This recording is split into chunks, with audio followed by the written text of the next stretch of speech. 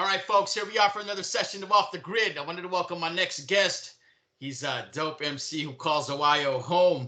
Hey, man, welcome to MC Homeless. Say thank you, brother, for making time to jump on with me. Yeah, thank you. Yeah, absolutely, man. Hey, well, before we go into just your storied resume, man, I wanted to talk about your background, man. Can you tell me where you were born, where in the U.S. you exactly call home nowadays, and how long you've been making music? Yeah, sure. So I'm originally from Youngstown, Ohio, and I live in North Carolina. I've lived in the South for probably about 15 years. I lived in Austin, Texas before here, Nice. solid decade. I've been making music, I guess, since I was about 17. I started a little before rap. I played in a punk band. I played bass a little. Band Hmm. was called Combat Shock, like super amateur. I started rapping when I was either 18 or just about to turn 18. I'd Okay. always been a fan of hip hop. And when I was a little kid, I tried to rap. So I didn't want to like start the story there because I don't know that I necessarily call that like the start of my music career, just sort of hit and Yeah. record on the tape player. I didn't really understand the concept of beats or the concept that people wrote lyrics. So I have these tapes, which are unfortunately lost now from third grade, where I was basically just freestyling. Ah, nice. You mentioned a lot of cool places, North Carolina, and then Austin, Texas. Spent some time out there, and then I mentioned to you that I'd seen you like years later in California. Were you just passing through for some shows out in Yeah. Cali? Yeah, I must have been. I'm trying to think when that was because we had that show. Were you living in LA or were you on tour? Yeah, so I was on the bill, and then you guys had got there probably at the end of the show, and it was right when your 27 album came out. And so, yeah, and then I think you and Riddler had just dropped in and did a quick set. So that was really cool, man, to see Yeah, you live yeah, really at the start. yeah. I think it was me, Riddler, and maybe even Pterodactyl from Project Load. My I, memories. I think so. That's right. Yeah, I think Cholo Lancinco hooked us up with that show. Nice, man. Well, that was super cool, man. Well, dope, man. Hey, so you started out in Ohio, and so what kind of music were your parents playing back in the day? What was your first exposure to music? Yeah, so when I was a little kid, my parents and my dad until he died, and my mom's still favorite musician is Bruce Springsteen. So they Nice. huge, Yeah. huge Bruce Springsteen fans, the boss. So Yeah. Bruce Springsteen, they love Neil Young, so I'm a huge Neil Young fan. David Dope. Bowie.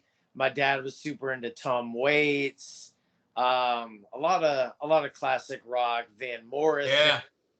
a lot of that stuff, The Doors. So really some cool music. It's cool because I have friends and their parents are kind of into crappy music, so it's cool Yeah. uh, that my parents raised me on some classics. Yeah, yeah, and I like the transition to punk, man. And so, where did you learn how to play your? You said the bass, right? Is what you Yeah, learned. Yeah, was that in high school, or is that something you just picked yeah. up I on was your own? playing bass in high school. I wouldn't say I was like a great bass player, but so when I was in sixth grade, my mom took me to Cleveland for dinner, which was like an hour away, and I don't know, some sort of event. And the Sex Pistols were doing a reunion show in Cleveland at the same time. So we just sat down on this park bench and we're watching all the punk rockers go by with like big mohawks and studded vests and just looking like Yeah. nothing that I'd ever seen before. And I was just so Yeah. intrigued that I wanted to know what this punk rock music was about. And next thing I know, I was a punk rocker. Or so I Hey, thought. that's awesome, man. And so, and then eventually you got into rap music. And what were some of your first rap groups that you were exposed to? Which Yeah. one really like kind of caught your attention? So rap was really my first love. In kindergarten, I had all your typical Yep. kindergartner rap tapes. So I had like MC Hammer, Yeah, Vanilla yeah, Ice. say. Yeah, I had Tone Loc, I had Young MC, sort of like the PG rappers of the time. Yeah, good point. Yeah. Yeah. So, and second, I wasn't allowed to get the parental advisory tapes back then. So then I got De La Soul, A Tribe Called Quest, sort of like the native tongue stuff, because they didn't really have parental advisories. They would Oh say yeah. the F bomb a little bit, but it wasn't enough to really get your parental Get advisory. the label, right? Exactly.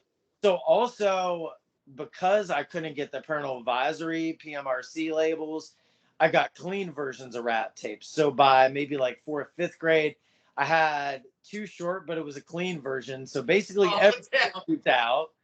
I had Two Live Crew clean versions, if you can imagine Two Live Crew. So they did As Nasty as We Want to Be, and I swear, and I might have to fact check this, but I think the clean version was called As Clean as We Want to Be. So it dropped like all the mentions of sex, all the swear words. I had all the Dr. Dre clean singles, Snoop Dogg. So like Funny. Let Me Ride, Gin and Juice, Dre Day, all of that stuff. Yeah, what's my name? And oh man, All of I that. be hard to imagine clean. Yeah, I can't imagine the word they replaced for horny on Two Live Crew, man. I do know. you remember? Yeah. Yeah. Oh man, so yeah, yeah, that's funny, man. And so actually same thing with me, man. I couldn't get any of the tapes that had the parental advisory label on it too, and the two that I had to hide under my bed, which was the Two Live Crew, As Nasty as They Want to Be, and the Naughty by Nature OPP album, right? That was Oh, the other one wow. I had to hide. Oh man. The Two Live Crew when you're a kid is just like it's otherworldly. There was nothing really, it was just like cartoonishly explicit. I still love Two Live Crew, and it sounds funny. Yeah. Like the beats are Uh, amazing. Like they were super ahead of their time with that Miami bass stuff. Oh yeah. Oh, absolutely, man. So yeah, no, that was a good walk down memory lane. And so nowadays, what kind of music are you listening to outside of rap? Geez, I'm trying to think. I listen to a lot of like 80s post punk stuff, a lot of the sort of like gothic leaning stuff, dark wave, of course, punk and hardcore. There's a ton of new hardcore bands that I like. I like Okay. Zulu and Scowl and Speed and Pain of Truth. Just a there's a whole hardcore renaissance going on, and I also play in a hardcore band, so trying to keep Nice. up on that stuff. And then I listen to some of the stuff that I grew up on, like Neil Young. I just saw Neil Young was playing the show in Austin, Nice. Texas, where I used to live. So I was like, oh, I gotta go. I gotta go see Neil Young. Did you ever get into R&B at all? Or no, not so Yeah. much. So I was gonna mention, and I have like crazy ADD, so I have 100 thoughts going through my head. My That's very all right. first tape, besides MC Hammer, was Bobby Brown. Oh, yeah.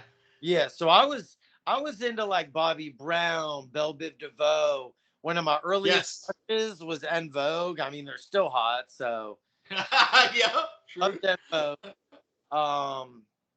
Yeah, and I love Sade. Sade is not necessarily R&B, but I'd say I like more R&B almost now than I did back then. Like went back and Yeah. got deeper into like the 80s R&B and like Roger and Zapp, all the funk stuff. Just Yeah. It's good ton of that music. stuff. I love all music. You can see behind me. This is my Yeah, that's a nice collection record. you got there, man. Yeah. Yeah, and you mentioned some good classics. Bobby Brown, the My Prerogative album was super dope. Belle Biv Oh, DeVoe, New Edition in general. And so I asked you that because I wanted to know if you saw the Super Bowl halftime last week. Did you watch that at all?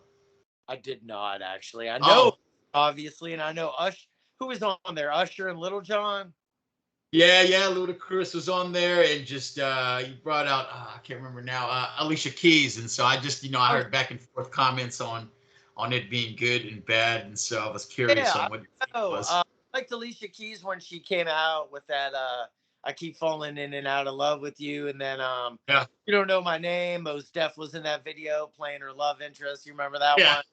Yeah, uh, I definitely get down with some R&B, and I mean, yeah, dope. So as an MC, man, you get certain beats that you like to gravitate towards, and so early on as you were starting your development as a rapper, what kind of beats did you enjoy? Any producers that stick out to you? well, funny enough, on my high school demo tape, I used Necro beats. Nice. So I was like super into Necro's production, and I really Yeah. wanted Necro beat for the longest time. I mean, I'm sure it could happen, for the right amount of money. But uh yeah, I liked Necro's production early on. I loved MF Okay. Doom's production. Like Yeah. I randomly found MF Doom in Best Buy, Operation Doomsday. And it was still like 2000, 2001. So you're buying like hip hop, maybe because like the cover looked cool. And I was like, oh shit, like I always loved Dr. Doom, the Marvel villain.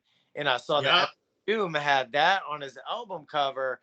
And like I just loved how lo-fi the beats were. He was Yep. sampling 80s R&B, and he was sampling Sade and stuff like that. I might have found out about it from the Hip Hop Infinity message board, which I know you know about because Yes. Holy cow, man. like in Memphis Reigns Underground Classic. Oh my gosh, that's wild, man. I haven't Yeah, heard that name in a while. yeah, Yeah, that was a good source for underground, man. totally. So like there was another dude they released on their record label, which is crazy. Y'all were on there. The Unseen. Do you remember that dude? Yeah, absolutely. Him, Mac Lethal got his start on there Who was too. on there? Yeah. I had a few Woo. of those albums. And like those albums, including yours, were like heavily bootlegged on like early Soul Seek, Limewire, all that stuff. So that was Yeah. a little side note. That was a cool way for me to find out about like underground, underground, Yeah. like the world that I'm in now. Yeah, absolutely, man. And I would say, a lot of people were not fan of LimeWire and Kazaa, but I would say that definitely helped us get our music out. Oh, And yeah, I was not, we caught it on a good wave. The internet was just booming, and everybody was learning how to download files. So same with you, man. That's how I learned about all that music too, as well.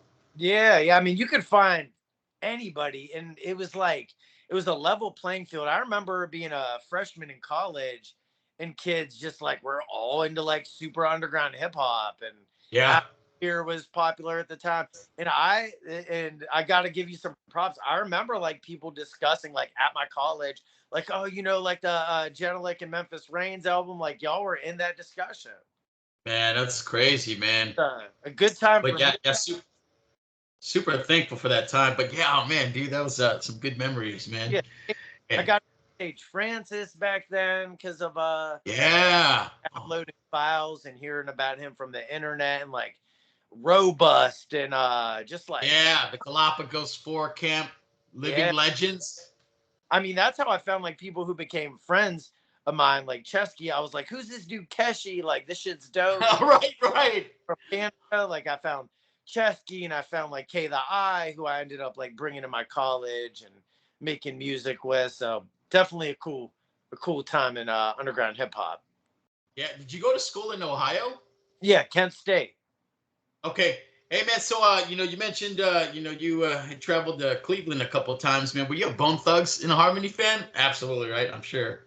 You know Or what's not so much. is I was never super into Bone Thugs, but I rap Oh, fast, and I was yeah. more like into like the Fellowship and Project Blowed, and even like 3 6 Mafia more than Bone. And it's like, Whoa, yeah, interesting. I know, funny, right? Yeah, Going yeah. time, I can appreciate Bone now, like more, and of Yeah, course, Bone's dope. Like they're good yeah. songwriters. Like they got that melody and like there really wasn't anything like them. I mean, Micah Nine, obviously, but like besides that, with like the melody and rapping fast, it was not Quite really unique. poor. Yeah. Oh, most def, man. Well, yeah, hey, yeah, those guys hold a special place in my heart, man. Really cool. Well, hey, man, dope. Thank you for the background, man. So, Poor. hey, nowadays, what's the scene like, right? So you're in North Carolina now. How are you enjoying the scene out there? Yeah, it's cool. So I play in a punk band and I rap. So a lot of the shows I do in North Carolina are mixed bill shows. So it might be like I'm rapping and then there's a hardcore band and we got like a DJ and we get a good number of people at the shows. It's a small but hype scene. Yeah, yeah, and I heard. So that's not the first time I've heard that they do a combination of punk and hip hop shows together. I Mm-hmm. think the culture draws some similar roots, and they just kind of work hand in hand. But I'm sure the vibe is awesome too, as well. Yeah, the shows are super fun. It's always, in fact, we're having a show at my house tonight with we got a punk band Damn. from Dominican Oh, Republic coming. My hardcore band's playing. My dude Wade Wilson, who raps, he's on tour from yeah. New York City. He's playing, and I can say it now in the interview because no one who's coming to the show. But I'm gonna do a secret MC Homeless set at the end, and I'm gonna be like workshopping some new songs that are with Mark Live, who's producing my new album from Analog Brothers. So that's gonna Okay. be fun. Done any of these songs live yet, and Yeah. I'm gonna sort of sneak them in. Like my band's the headliner, and as soon as we're done, I'm gonna be like, "Don't leave the room!" Like plug Yeah. right in and start rapping for like 15 minutes. Oh man, well, I hope you get some footage of that set, man. Yeah, That's gonna be wild. Hey man, so this is a good question I love to ask everybody that appears on the show. Man, how did you end up choosing your name? I love your MC name, so I got to yeah. hear the background behind it. So taking you back to Youngstown, Ohio, when I was listening to a lot of MF Doom and Necro. Also, I was super into like watching what do you call that? Scribble Jam, like those type battles, like seeing Peace and Yeah, Idea and Juice and Supernatural. So of course we would battle in the lunchroom and we would battle in class. And like my dude Mike Raw, who I started rapping with, we would battle each other, and I didn't have a name yet. And he said that I looked like a homeless person. And then like I cut him off and I was like, well, you could call me MC Homeless. And people thought that was so funny that it just stuck forever. it's catchy as hell, man. I love Yeah, it. yeah. So, Yeah, it's a oh while. man, It's funny because like when all those nerdcore rappers came out, are you familiar? Like MC Chris, MC Large, yeah, burn a lot.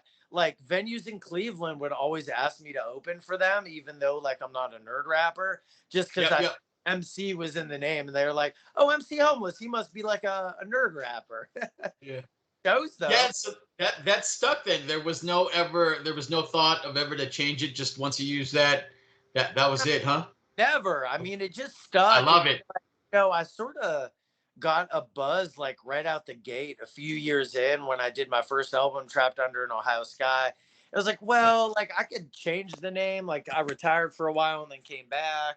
And I was like, I could yeah, change the name, but I was like, people know MC Homeless. Because now if I yeah, were to start rapping, I don't know, my name would probably just be like Matt Greenfield, which is yeah, my name. yeah, yeah. No, that's true, and that's funny too. I've always thought about that too. If I took a long break and then I was like, oh, should I just come back and just go by my real name?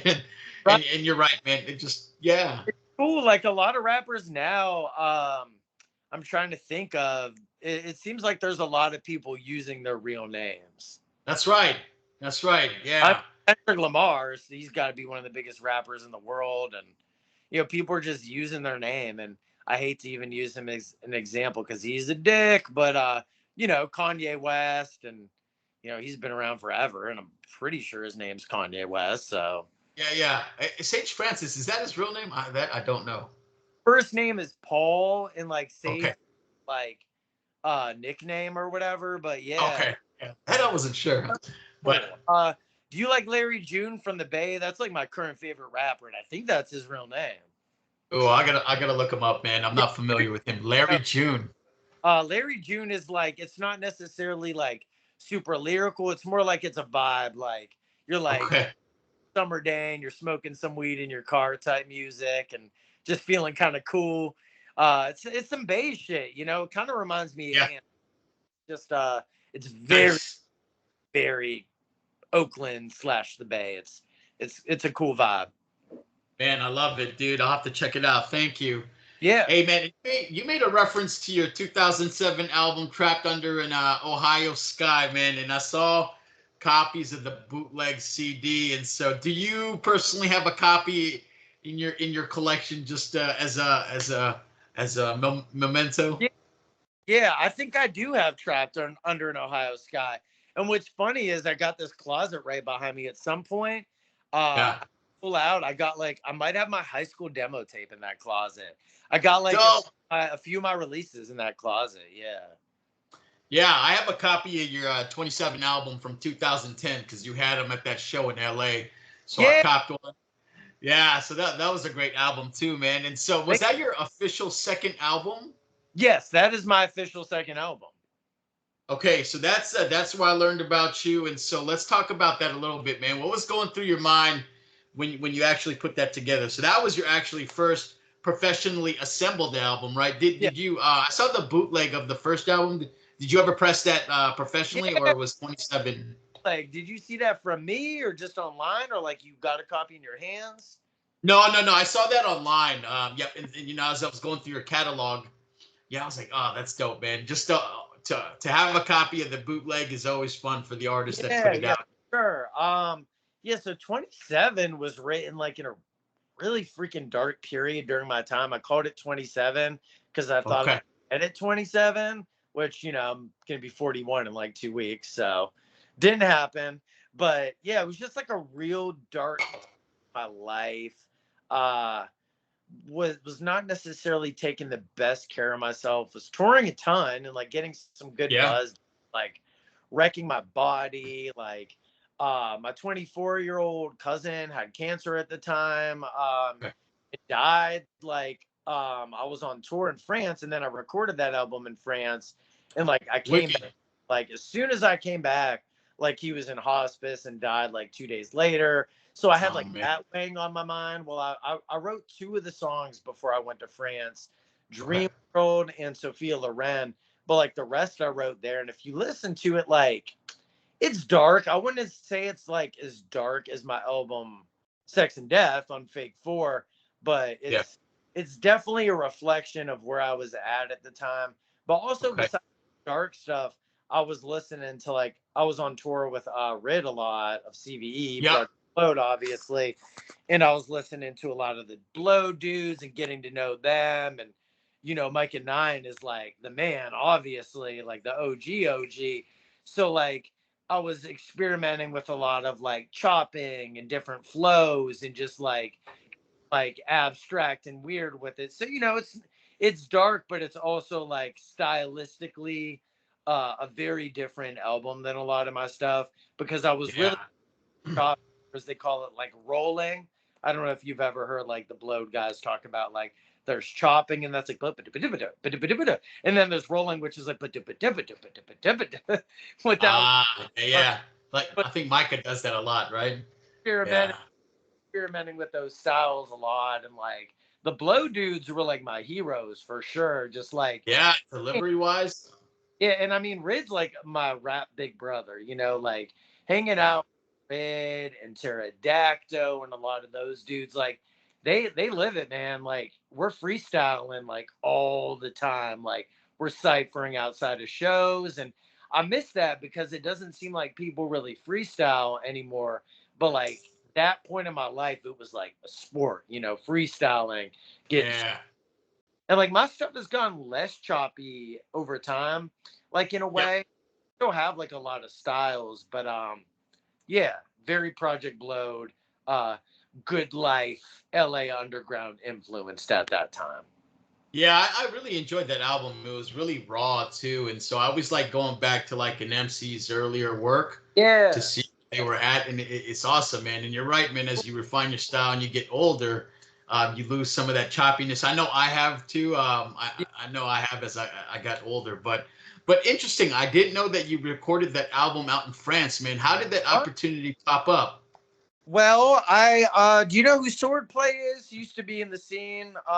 So there's a dude Swordplay who's a good friend of mine, and he was working with Zoen, who produced the album, and I heard some Zoen beats. And it's funny because Yeah, he was working with Pierre the Motionless, who like Pierre and like Isaac Swordplay now are like real good friends. They have an album, but like we sort of like swap French producers and introduce. So I was talking to Zoan, and I'd never met Rid yet. And like yeah, I texted Rid because he was on my album I split with Homicide, which is a 12-inch vinyl I did. okay, And I was like, hey, are you like still living in France? Do you want to tour out there? And he's like, I don't live out here, but I do want to tour. I'll meet you in Paris. I'll book Paris. And Zoan yeah, was an hour outside of Paris and Tours, France. And I asked him, do you want to tour with me and Riddler, and Swordplay ended up on the tour. So I ended up just at tour, and I stayed for a month after and recorded, and I was a wreck, dude. Like, I was smoking weed and like drinking wine. Like, that was my one album where The diet, dude. Huh? I was wild. I didn't record a single song on that sober. Not a single Man. one. And I was gonna ask you, dude, just young 20-year-old in Paris, France, man. That must have been a wild experience, man. Oh yeah, I mean, I was just partying and yeah, just being wild and Yeah. freestyling my ass off, living that rap life. It was super fun. Oh, Those dudes yeah. love Project Load out there, so it was a good tour. Okay. Yeah, and that's and I have to mention, I would be sad if I did not tell you my favorite song on the album was "Traveling" that you did with Rid and Zoen. So Yes, great that's the track. crew, traveling, and that's what we were doing. Yeah. Yep, and "Fire Walk with Me" was and also a big favorite of mine Oh, too as well. I like that one. Yeah, yeah. So dope album, man. And I thought, it'd be good just to kind of revisit that. And so fast forward many years later, man. So you got these projects that you did with Kool Keith, man. The first one being in September 22, man. And so I want to know, man. I'm a big fan of Rove's work, and I'm a big fan of Kool Keith, man. How were those Yeah. connections made? Well, it's funny during quarantine, during the COVID-19 lockdowns, we started this group chat on Instagram, and we started a rap crew called Saskatoon Folk Rap Records. I don't know if you're familiar. Yeah, absolutely. Oh, Yeah, wow. Chaps, Rove, Rob Crooks, Epic, Gumshoe, Strut, Nolto, handful of other guys. I'm sorry if I didn't mention them. No, Blonsky, who I got to know through that chat and who produces all the remixes. So I Yep. know them, and I liked Rove's beats. I was just kind of asking everybody in the crew with beats, and Rove is the one that clicked with me the most. I really Okay. liked beats, and I knew Keith a little just from like doing shows in Yep. Austin. I'm friends with like promoters and promoting a little myself. And I hit up Keith, and I proposed the idea of doing a 12-inch. Let's do it some Okay. aliens, and he was into it. So I just kind of like made it happen. And I mean, Rove and No Blunt about to say no to producing a Kool Keith record. So we made it happen, Yeah. and the buzz was incredible. I mean, it opened a lot of doors. So super Yeah, it happy. was great. Oh man, Aliens track that Rove did, the beat was super hard. Mm-hmm. And Noblonsky is just you don't think you can make a song better, but Noblonsky is always a killer with the remixes. Yeah. And what I really love though is the artwork that you used in the series, man. So can you talk to me a little bit about the artist who did that piece and a lot of the Yeah. work that you've done? So yeah, that's Dave Varney. I've known Dave since I believe I was maybe 21 years old. So I lived in LA briefly. I'm talking like 3 months, just like stayed there at the end of a tour, like was with a girl, broke up, came home. And when I came home, I wanted to do local shows. So I met Dave Varney, and we were playing in like a stoner metal band, and he was a good artist back then. And I really liked his art. He wasn't as good as he is now, but he did the art for 27. Yeah. I've been with him that long, so like 15 years or something like that. I didn't realize he did that. Holy cow, he stepped Yeah. up his game big time. And he did like some tour bootlegs. He did the European tour poster for me and Riddler's tour, which got send it to you if I could find it. And of course, when I started doing these records with Kool Keith, I was like, you got to do my cover art. So Yeah. he's amazing. Yeah. Yeah. That series of the series of art that he did for those vinyls, man, just really dope. I'm really impressed, man. And so, man, I would also be upset if I didn't mention the show that you did in Richmond with Kool Keith. And I saw that while you were performing, you started handing out some nudie magazines. That's Dude, perfect recipe, man, for an ill show, man. I on that tour have not been to as many adult, what would you call them, like sex stores, as I've been maybe in like entire life. We're always in the sex stores. Always in the sex. That is hilarious, man. Hey, so Alien super dope, man, and you followed up the year after with Kool Keith on the Monsters record that Rove once again just freaking killed it. Yeah. And so, yeah, how did you guys go about just picking Monsters as the second track? You guys just kind of decide to go on this science fiction theme, or Yeah, what yeah, was? kind of. I wanted to do.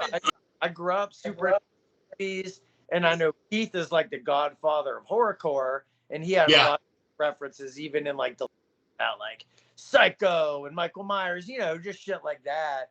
yeah, And I was like, let's do like a horror movie themed track. He's like, what do you want me to talk about? I was like, I don't know, like Chucky dolls, Freddy, whatever. He's like, I yeah. got, and like, of course, talking about that. I think he even mentioned Psycho on that track, which, yeah. So that's a fun one. And we got a third one, Mushrooms and Acid, coming up, which is more like Yeah. psychedelic. But yeah, Keith's been with it. Keith works at a prolific rate. Keith could record a 10 song track overnight, like, and write it on the spot. I've never seen, and I'm saying that because like he's done that. I've heard the story. That is wicked, I've man. never met a rapper who's as prolific and as fast as Kool Keith. And I'm not a fan of like everything Kool Keith has done, but like if you see, I mean, his body of work is up there with anybody, like as far as I'm concerned, from like the people who Yeah. wrote super qual, like Ice Cube and whoever. Ice Cube's always my example of someone who's just released like a lot of quality albums, and Yeah. he's right up there. Or like Scarface, Nas. Keith's up there. Yeah, he's definitely got a lot of quality work. I agree with you, man. And so it's just amazing. And whose idea was it to get Doblis and Sesky on the remix, man? The remix hook was sick, man. By the way. Yeah, like when I'm doing a track or I'm doing a remix, I have a vision in my head, and like to stray from that vision will like really mess with like my OCD, I think, because I'm like, I hit up Chesky. I was like, hey, do you want to do this track? He's like, I do, but I'm so busy. Like he had the co-defendant stuff like in the works at the time, and I'm like, Yeah. listen, like I have you in my head doing this hook. I will wait as long as it takes me for you to record. Nice. No one else is doing it. And he's like, I'll see. He hits me up like 2 weeks later. He's like, oh, I got some ideas. Like, and he was all in. Oh, I love it, man. And so that's another thing I like too is that sometimes when the people do the remix, they only change the beat. But I like it when just everything is different, man. Some UMCs and just the hook and things change, man. So that to me was a true remix. We got the one with Rick, who I always call by his government name. He laughs about it. Yeah. And that was dope too. That was Jesus. That dude, man, he doesn't put out a weak beat at all. And what's more frustrating is the dude. I'm trying to make beats, and the guy picked up making beats. I think like in a year, and just automatically catapulted to being amazing, man. I know. Sure. I feel like, and I've never met Rove in person, but like we've talked and stuff, and I feel like he's a dude that like he's like the dude that starts skateboarding and is like busting like 360 kick flips in like 2 weeks. Like to me, he seems like that kind of dude who's just like good at everything. Yeah, absolutely, man. So great, man. Great series. And I can't wait for the next one that's coming out in April. Anything else you want to share on that release that you got coming out for Record Store Day? Yeah, if people are interested, it's called Mushrooms and Acid. It's me and Kool Keith.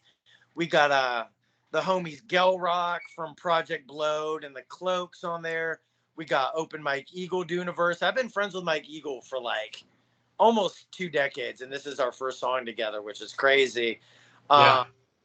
So we got that. It's going to be in record stores, and I think people can like request it. I think that's how it goes in the record store. Okay.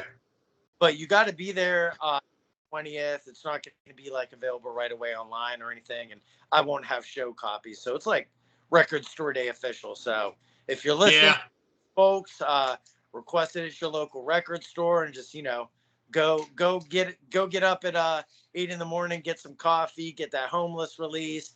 There's a lot of cool releases, everything from like the Beatles to like goth music that I'm into, like Sisters of Mercy. So it's going to be a fun year. Yeah, that's a good point, man. Hawaii, sometimes we lack a lot of the stuff that comes from the mainland. So I'm gonna give it a shot, man. I'm gonna see if I can go do it at the local record shop, man. I'd like to pick up a copy of that.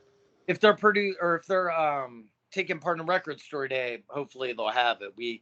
I think it's Yeah, 1,100 copies, and they'll all go to record stores. So I'm super yeah, pumped. yeah. I got the first two, man. So I can't not complete the series, man. Well, hey, man, you just released a single a couple days ago, the Billy Madison track that you produced again with super producer Rove. Hey, man, shout out for the dope hook, getting drunk by the pool, Billy Madison. Spent a lot of free points at the Radisson. Spent my time traveling. Rick Rude, ravishing. Swagger is baffling. Presence is dazzling, man. Hey, I props love for another ill single. That's What's cool. that? I said I love that you memorized that hook. Oh man, it's a great track, man. Very catchy, man, and just a lot of references to when we grew up, man. So what's the background behind that track, real quick? Well, funny enough, uh, so I work. My day job is I'm a dog walker and a pet sitter, and I remember specifically sitting in the backyard with this Dalmatian that I see every week. Shout out to Phoebe the Dalmatian, and I was like, I want to make a track like I got it made by Special Ed, just like bragging about like the most absurd shit, you know. So I was like, I wrote down my first song. I was like, break dance with the fair hot sand, just like total, just like absurd bragging stuff. And I was like, I'm gonna make my own version of Special Ed. Ah, that's great, man. Good. Is that part of an album, or is that's just going to be a single release? Track. Maybe I'll sneak it on there as a B side of like one of these vinyl. Yeah, Yeah, everyone loves that. catchy song. Yeah, I definitely would like to release it on a physical release at some point. Yeah, it looks like it'd be a good song to perform live, man. So great, man. Oh, Just people love you it. know, Yeah, people all tour along. That on your album? Like, when's that song out? And I was like, no, no. And like, I had a rough version that I recorded, and then I went and re-recorded it after tour, and I was like, we got to get this out. as an MC, are you a guy that likes to write with a beat or without a beat? You know, I'll write without a beat if I have like clever punchlines or like funny phrases or things I want to say. But to actually write a record, I feel like I need a beat. Okay, fair enough, man. All right, well, with that, man, you've been in the game for quite some time, and what motivates you to still do music? You know, how do you find your inspiration? I don't know what else to do with myself. Like I love hip hop, I love the music scene. I like making music, I like punk and all that. So it's what keeps me going for sure. Without this, I don't know what I'd be doing. And so, so with that, man, you know, and I should tell you this before I ask you this question is that I failed at every other element of hip hop. So that's why I rap, man. So what about you, man? Did you dabble in any other element of hip Hell hop? no. I, I can barely write my own name on a check, you know what I mean? Like DJing is cool as shit, but like I've always been friends with like some dope DJs. DJing is the one that I've always been like, oh, I'd like to do that. And then break dancing, like I got the extent of my dance skills is like the macarena. That's my dance skills right there. Uh, Same level, man. yeah. What the hell other element? And of course MCing. What I feel like I'm forgetting an element. I'm like a bad hip Oh hop. no, I think we covered it, man. DJ, graffiti, and breakdancing. I think we're good. Dope, man. Well, good, man. What do you do for fun outside of making music, man? Outside of making music, I'm super into pro wrestling, so I love watching wrestling. I love going to Nice. events. Um, I'm a nerd. I like playing Jeopardy off of the TV. Like me and my friends, like multiple times a week, we come over and we have like our own way of playing Jeopardy. Like first round of Jeopardy, 1 point. Double Jeopardy, 2 points. Final Jeopardy, 5 points. Daily Double, 3 points. So like, just and of course, just like chilling. I like traveling, going to the beach, going out in nature, just Yeah. records. You can see those behind me, collecting Yeah. VHS tapes. You can see those over. Oh, that's the best, man. Super into like horror movies and B movies and all that stuff. So that covers it. Basically, everything I was into when I was like 8 years old is what I'm still Yeah. into. Hey, how often do you get the final Jeopardy question correct? I got one yesterday, and the answer was GI Bill. I forget what the question was, but you know, I often I like to compare Nice. myself to Ken Jennings, just to like Just to like be my friends and like talk mad shit. Hey, I love it, man. Well, hey, good, man. Hey, so we're gonna move into just the close to the end with the fun portion of the interview. Cool. All right, just so some questions, man, to lighten up the mood. All right, what is MC Homeless's favorite comedy movie of all time? Billy Madison. Has to be, man, huh? Has to be. Real talk. All right. Best board game of all time. Hey, Scrabble. I like those words. Crap. Yeah. That makes sense. That makes sense for an MC. Yeah.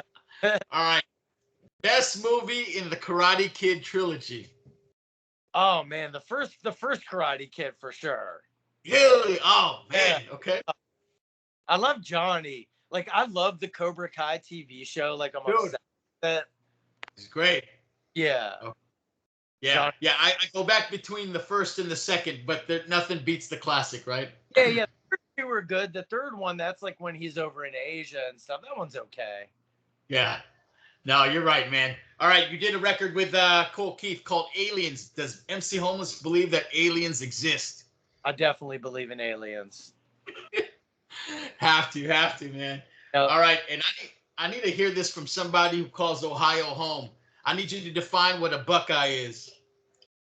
A buckeye is like this like nut that falls off of the buckeye tree. It's also a dessert where it looks like the buckeye that falls off of the buckeye tree, but it's chocolate with peanut butter in it, and it's freaking delicious. Okay. Hey, of course. Okay, I have not had have had a buckeye dessert. I'll have to try and look one up, man, and see if I can find one to try. Like as far as the dessert, we have our own like weird foods, just like cultural, geographical type things. Yeah. Okay. All right, man. Well, hey, with that, man, thank you. I appreciate the time, man. Are there any special project that you want to tell folks about aside from the Record Store Day release? Yeah, just real quick. I've been going to LA and recording an album with Mark Live, who I met on tour. He's Kool Keith and Ice-T's hype man. He's a member of Rhyme Syndicate. He was Analog Brothers with Keith and Ice-T and Black Silver. Awesome producer. Produced like a lot of the first Black Elvis, Dr. Doom. So he's producing. We become pretty tight. And it's going to be a super cool album. Shit, I won't give away any of the features right now. Oh, man. See me in pictures with people, they might be on the album, but it's going to be cool. Sure. Oh, I can't wait, man. Well, hey, with that, where is the best place for folks to find your music? Where do you want them going? To your Bandcamp or digital streaming? What do you prefer? I would say just like Google my name and whatever suits you. Like if you're an Apple Music guy, if you're, I'm a Spotify person. I know they're evil, whatever. But like, it is what it is. So, yeah, I got some stuff on Bandcamp. I don't run like my own Bandcamp, but like Aliens is on, like the Four Finger Monsters is on there. I think Milt Pavement must have my 27. Just Google me. Go from there. All right, man. Hey, well, with that, thank you for an amazing look inside your musical journey. I look forward to following your musical career. Just been a big fan. And so with that, man, is there anybody that you want to shout out before we close this dope interview? Man, just shout out to the people who have been on my team in this last year, like really helping bring my music to the next level. Shout out to DJ Halo with Four Finger Distro. Shout out to Kool Keith and Mark Live, and shout out to Richard with he's helping me with some booking. So just got a really good team and hoping to really win in 2024. Man, always, man. Guaranteed. So hey, man, thank you again. Cashel. I can't forget him because I know he's going to be watching this audio. Oh, yes. Bro. Hey, man. Yeah, all those dudes for sure. Yeah, most definitely. And I think did they put out the second vinyl or did they put out all that? Yeah, I got the first one here. The first one is it's not Four Finger. It's so can you see that? It's Saskatoon Folk Rap Records and Audio Rec. Oh, got it. Okay. All right, man. Well, hey, man, thanks again for your time. I'm going to give you your weekend back. I appreciate you making time for this session. Have a good show tonight, man. I can't wait to get this interview out. Can't wait to see this on YouTube, and I'll definitely spread the word.